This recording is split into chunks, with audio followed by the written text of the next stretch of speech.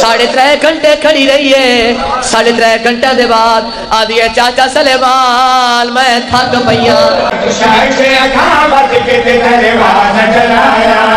ओह बलदा होया काट मेरी सैर ते आया।